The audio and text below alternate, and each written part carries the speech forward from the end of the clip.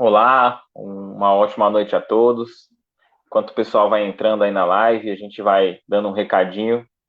Aqui na página mesmo, Recomeçar Espiritismo em Praia Grande, a primeira postagem, se você rolar a barra aí do feed, dentro da página, a gente tem um vídeo falando sobre a distribuição gratuita do Livro dos Espíritos e do Evangelho segundo o Espiritismo. Então você pode clicar lá, deixar o teu nome nos comentários lá, que a gente vai estar enviando um link explicando o local de retirada dos livros gratuitamente aqui na Praia Grande. Tanto o Livro dos Espíritos quanto o Evangelho segundo o Espiritismo. Não dá uma boa noite aqui, ó. Boa noite para Vera Lúcia. Boa noite, Vera. A gente vai fazer hoje aqui um estudo sobre um texto do André Luiz, Ano Após Ano. O nome do texto é um textinho bem curto. A gente vai estar aqui junto, interagindo e estudando em conjunto aqui, tá bom? Já peço, antes da gente iniciar, que se vocês quiserem acompanhar no YouTube também, tem uma página do Recomeçar Espiritismo em Praia Grande. E no YouTube, todas as lives que são feitas nas quartas-feiras, todas as lives das quartas-feiras estão salvas lá, que é o programa de quarta, que sempre tem um palestrante convidado e um músico abordando um tema do Evangelho segundo o Espiritismo. E a live ocorre pela página do Praia Grande na tela. Então, às vezes, o pessoal não consegue assistir na hora, não sabe como acessar. A gente salva esse vídeo e tem colocado no YouTube, tá? É só procurar no YouTube, Recomeçar Espiritismo em Praia Grande. Ó, a Elaine Fonseca já está dando boa noite aqui nos comentários. Seja muito bem-vinda, Elaine. E a gente vai fazer esse estudo aqui, como a gente havia dito. O nome é Ano Após Ano, o texto do André Luiz, no livro Sol nas Almas. Mas antes a gente pede que Deus venha visitar o lar de cada um que está assistindo essa live, que está participando, venha abençoar cada um dos familiares, iluminando não só o entendimento, iluminando e sarando o corpo físico, a mente, o corpo espiritual, para que a luz do Evangelho venha fazer morada nos nossos corações. E além do conhecimento intelecto, a gente possa viver de forma moral o ensino do Mestre. Que assim seja.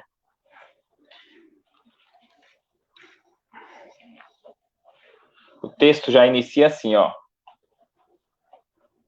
Ano após ano.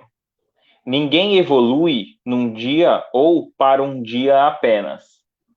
Carecemos de tempo para entender o bem e praticá-lo diuturnamente, absorvendo em profundidade na alma para o eterno futuro.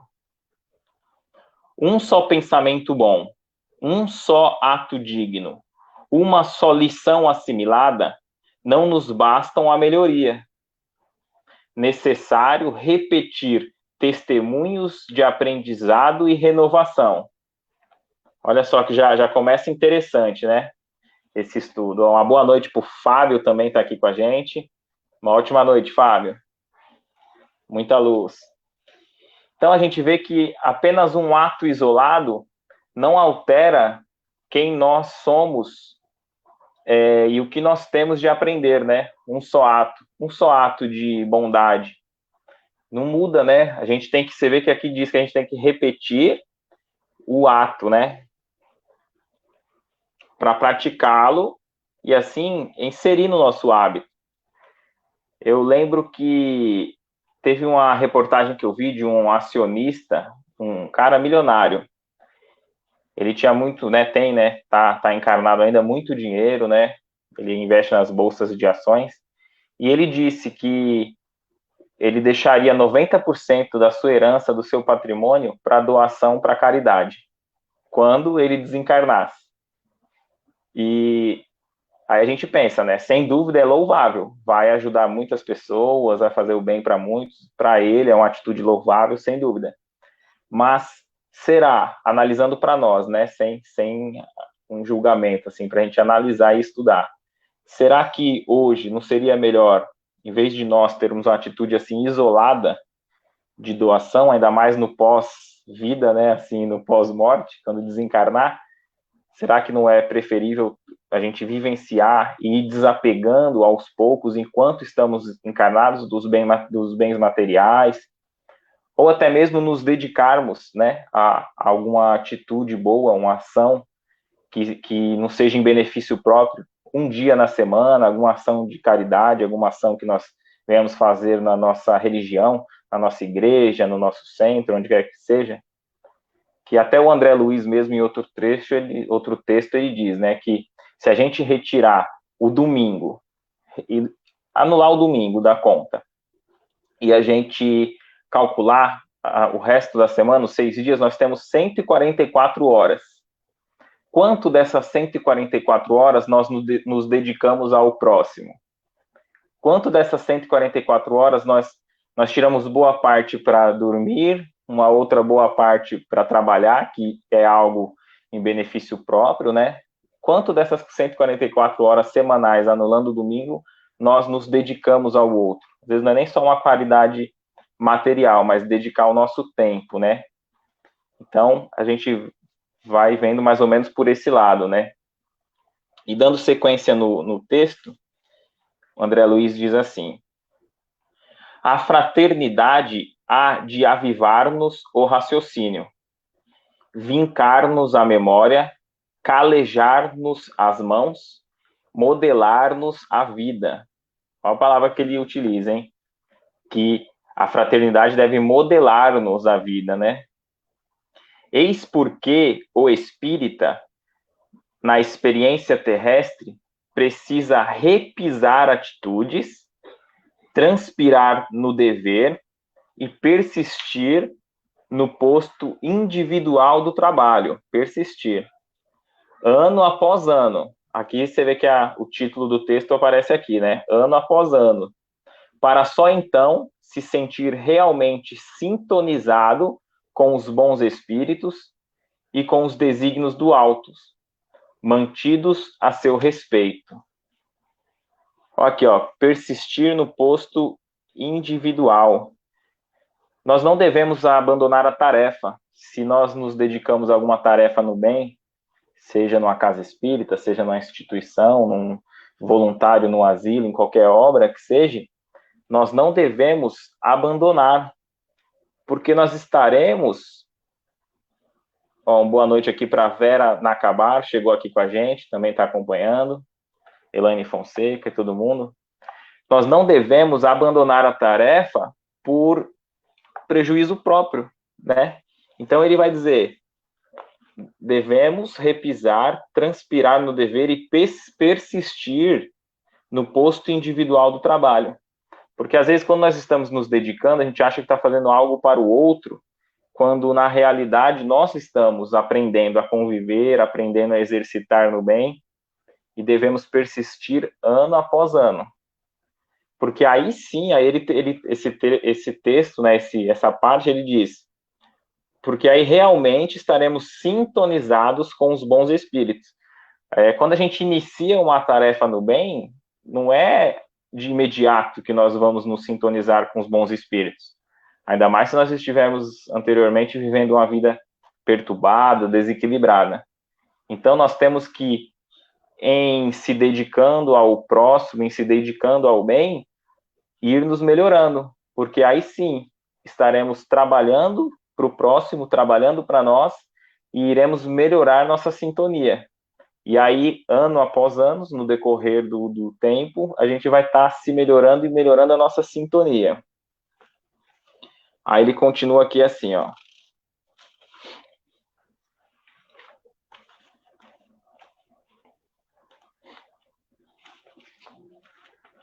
No setor administrativo da instituição doutrinária, há de conhecer tão bem o seu mister que nenhuma decepção não mais o surpreenda. Ó, boa noite para Val Flowers. Não sei se eu estou pronunciando corretamente. Val Flowers, boa noite. Então, nós vemos assim, ó, no setor administrativo, né, ano após ano, né, nenhuma decepção mais o surpreenda. Então, a pessoa que está experimentada, já está convivendo naquele meio, no caso aqui ele usa o exemplo de uma instituição, ele está experimentado, ele tem vivência. Então, qualquer decepção, pequenas tribulações ali não afeta o trabalho, não o afeta, porque ano após ano ele aprendeu. É como a gente diz, né, quando o pessoal vai se referir a um ótimo paraquedista, por exemplo. Você vê que quando vai fazer o discurso do paraquedista que vai saltar, eles falam, né, fulano de tal com mais de 500 saltos, com mais de 600 saltos. Você vê que é um modo de valorizar a experiência, no caso, né? Aquele ano após anos de dedicação naquela atividade. Porque se em algum momento ele passou por alguma tribulação no voo, alguma tribulação ali nos equipamentos, algo saiu do contexto ali, ele tá experimentado para saber usar o plano B, saber utilizar dos recursos que a experiência e o estudo o trouxeram. Então aqui diz, né, que não irá se sentir uma pessoa no setor administrativo de uma instituição doutrinária, não irá se surpreender, né? Então ele já vai estar experimentado com as decepções. E aí dá continuidade aqui, ó.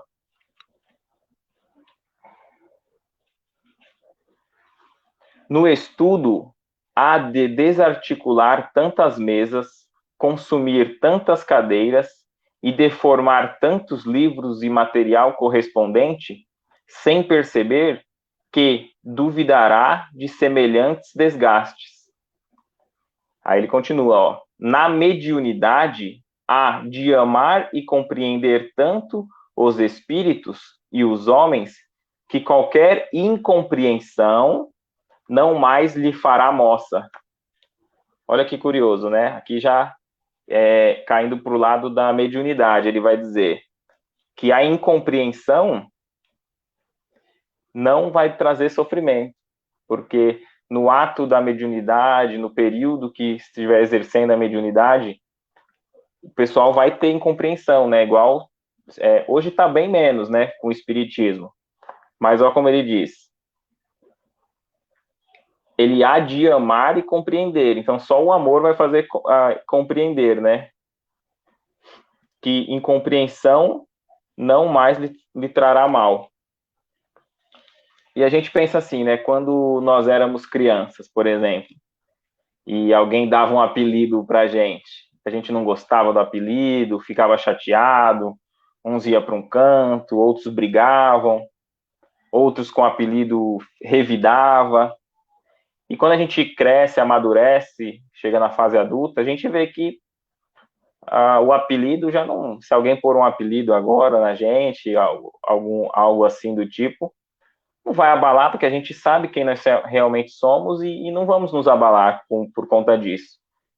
E o ano após ano na mediunidade, para esse aspecto, também traz essa confiança, que a pessoa vai ter a confiança em si, vai saber que a incompreensão do outro é apenas ignorância, no caso, ignorância de falta de conhecimento. E vamos seguindo, porque amando, iremos compreendendo.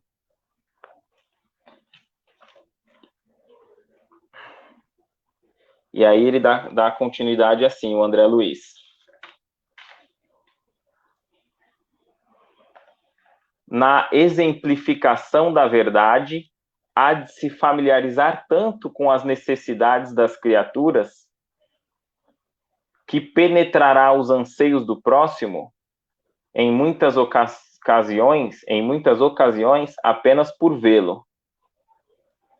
Na assistência social, há de se inteirar tanto dos menores problemas que lhe dizem respeito, segundo as épocas do ano, as pessoas, os desfavorecidos e os sofrimentos, que se espantará ao perceber o quanto conhece de ciência mental e vida prática. Olha que curioso, né?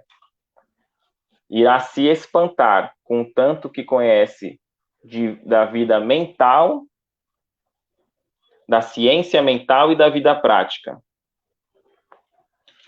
E aí a gente pode pegar, né, quem nós conhecemos que conhece tanto de vida mental, né, da ciência mental e da vida prática.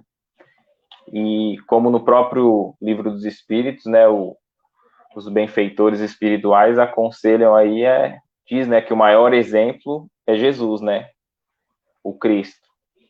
Bom, uma boa noite para o Anderson Souza, meu amigo, também está acompanhando a live aqui. Seja bem-vindo, Anderson. Então, nós vamos ver que quando aqueles que chegavam próximo de Jesus, os necessitados, assim que chegava próximo de Jesus, Jesus já sabia o que eles necessitavam. Às vezes a gente se engana porque ele perguntava, né, para o cego, o que queres?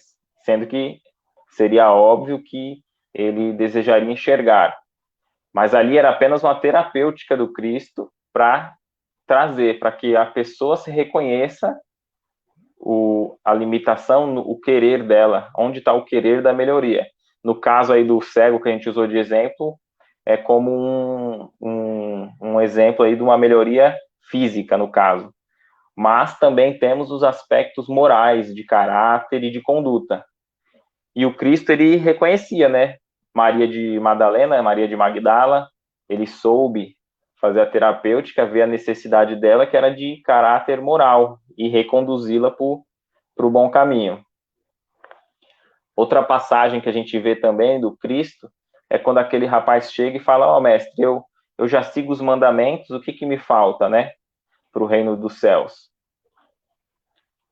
E diz assim, que ele chegou e Jesus falou, ó, aí Jesus, assim que ele chegou, Jesus já conhecia da ciência mental, ele já identificou a necessidade para aquele ser, não a necessidade imediata para aquela existência apenas, para uma vida encarnada, mas Jesus já viu a necessidade do espírito, que aquele que chegou e perguntou isso, falou, oh, eu já faço tudo, não roubo, não traio, tal, já sigo os mandamentos, o que me falta? E Jesus, entendendo que ele era materialista, apegado aos bens terrenos, falou, ó, se queres ser perfeitos, né, vende tudo que tem e doa aos pobres e me segue. E aí o rapaz recuou. Aí você vê que Jesus já usou uma terapêutica diferente. E aqui o André Luiz diz que no trato social, a gente se dedicando ano após ano, aos poucos nós vamos se surpreender em reconhecer a necessidade do irmão ao nosso lado, tanto de forma física, material, quanto de um conselho, de uma conduta espiritual. E aí ele vai dar sequência da seguinte forma. No culto do evangelho, há de abordar tantos temas e lições, enfrentando, olha que interessante essa parte, enfrentando tantos imprevistos e dificuldades, que o terá para si na condição de tarefa claramente imprescindível. Aí essa semana nós tivemos, né, o culto do Evangelho no Lar, aí a palestra, né, com nosso amigo Jerônimo, ensinando a fazer o Evangelho no Lar. E aqui diz, né, ó, que nós iremos nos surpreender, ó, no culto do Evangelho há de abordar tantos temas e lições, enfrentando tantos imprevistos e dificuldades, que teremos para si na condição de tarefa claramente indispensável. E às vezes a gente vê, né, que aquele que se dedica, não sei se todos que estão assistindo aí fazem o Evangelho no Lar, mas vê das dificuldades de conseguir reunir a família para o Evangelho no Lar, de conseguir convencer de que todos participem. E até quem está assistindo aí quiser colocar nos comentários se faz o Evangelho no Lar, se tem essa dificuldade de fazer. E depois vem, você vê que quando a gente marca um dia e um horário na semana, a gente acaba tendo dificuldades. Parece um compromisso, nós não conseguimos muitas vezes estar a tempo. Aqueles que participavam abandonam, não se interessam mais. E a gente entendendo a importância, a gente vai ver, né, que muito desagrada os nossos amigos, os nossos companheiros espirituais, né, que são, vamos dizer, adversários da luz, né, que talvez sejam inimigos nossos de outras existências, que estão ali vinculados a nós ainda, e desagrada, né, ver que nós estamos buscando a melhoria enquanto eles não desejam essa melhoria de imediato. Então, nós vamos ver que se algo tão bom assim, que nós nem temos tanta noção ainda do benefício que traz para o nosso espírito, quanto esse ato do culto do evangelho no lar, só pela dificuldade nós já vamos ver a importância que é, né? Aí ele dá continuidade da seguinte maneira aqui, ó. Na imprensa e na tribuna espíritas, há de se habituar tanto com o manejo e os efeitos das palavras, que as cultivará e selecionará com devotamento espontâneo. Aqui diz manejo e efeito, cultivo e seleção. Então, ano após ano, né, como o texto diz, a gente vai ficando mais experimentado, aqueles que são expositores, explanam aí pelo espiritismo, ou pregam o evangelho de alguma forma, vai vendo aos poucos as palavras que têm o efeito que deseja, aquelas palavras que, como diz o André Luiz em outro trecho, traz formas mentais negativas, né? Nós somos responsáveis por essas criações mentais daqueles que nos ouvem, então, ano após ano, nós vamos melhorando e sabendo selecionar o manejo para ter o efeito desejado, que é só o bem, a motivação e o progresso, né? Ó, a Val Fleurs aqui, deixa eu ver, ela comentou, vamos ler o comentário dela.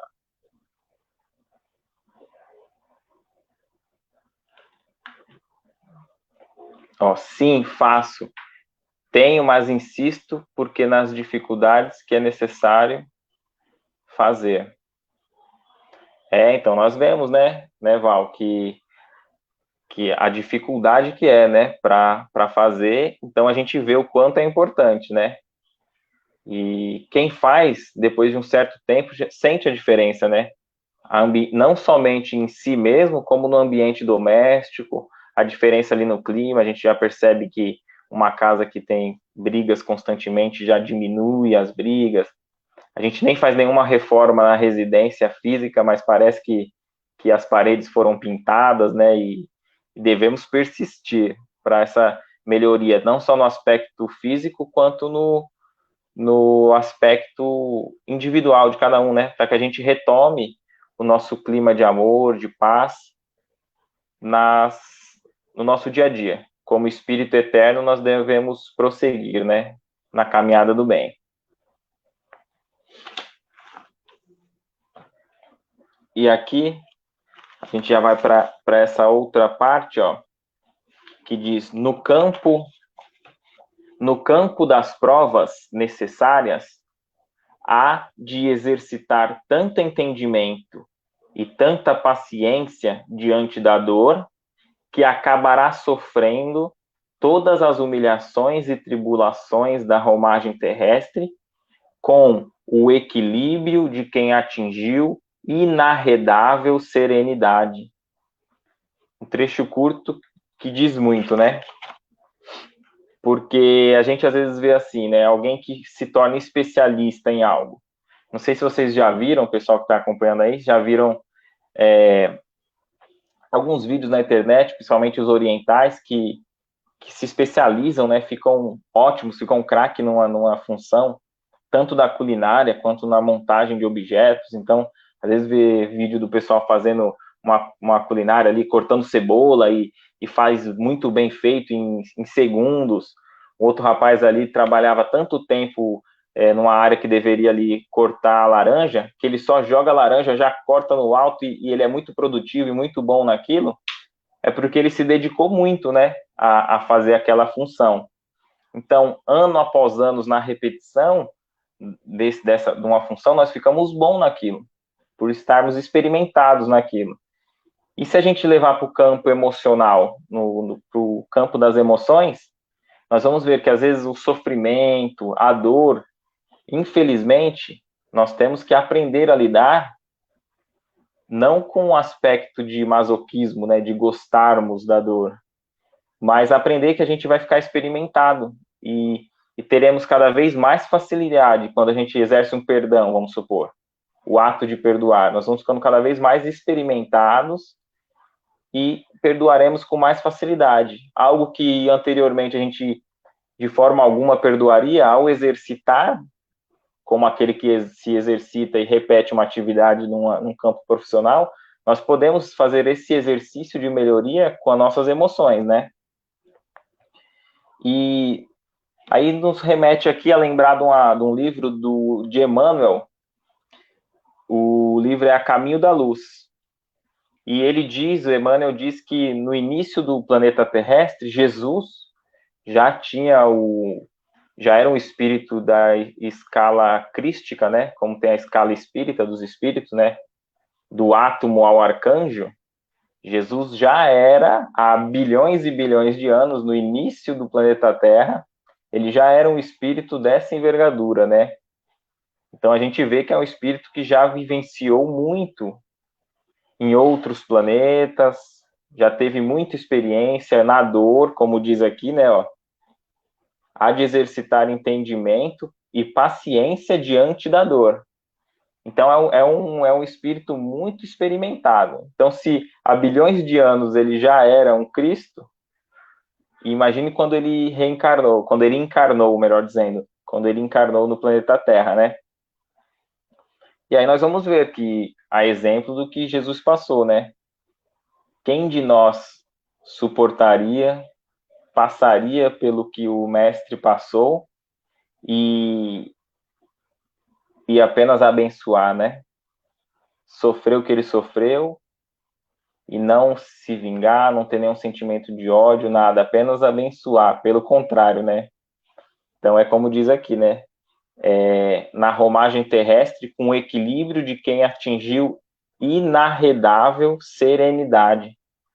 Então essa experiência que nós temos que ter de pouco a pouco ir melhorando o nosso aspecto emocional, renunciando, aprendendo a perdoar, né, que não é fácil, mas é como uma escala evolutiva que nós podemos ver aí de degraus, né? Então, aos poucos a gente vai suportando, renunciando e conseguindo melhorar, como uma reforma íntima, né? Que os espíritas frisam bastante. E no final aqui, Allan Kardec vai concluir de forma bem interessante, nos convidando a aproveitar o tempo, né? Que hoje nós estamos aqui encarnados, tendo a oportunidade que muitos não têm de estudar a doutrina espírita, esse consolador prometido, né, por Jesus. Então, vamos ver aqui como que o André Luiz conclui esse texto. Confronta o teu período de conhecimento espírita com o serviço que apresentas na existência humana.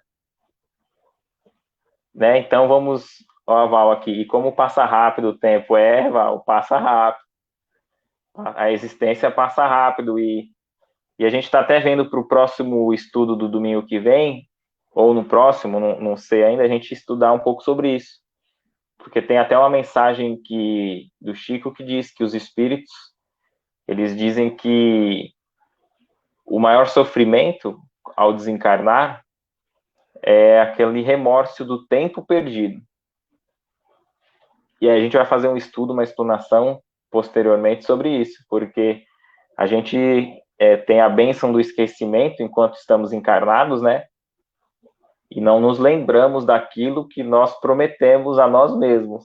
Então, às vezes, a gente passa uma existência toda, que era apenas para nós nos reconciliarmos com o adversário, que reencarna ou nós nos reencarnamos próximos ali, talvez num ambiente familiar, e seria só para isso, essa seria a nossa missão. Não seria inventar nada grandioso, nada, às vezes só isso já é muito, né? Eu falo só assim apenas, mas já é muito. E a gente passa a existência toda sem investir nada numa reconciliação e depois, ao desencarnar, a gente revisa o nosso plano reencarnatório e vê, né, que talvez a gente tenha tido uma existência aí de 30, 50, 80 anos e talvez caminhou pouco. E o Richard Simonetti vai dizer muito sobre isso na obra dele. É um palestrante, já desencarnou de Bauru, né, sobre os espíritas e espíritos estacionários. Muitas vezes, talvez, nas nossas últimas existências, a gente vem, reencarna, desencarna, e avança pouco.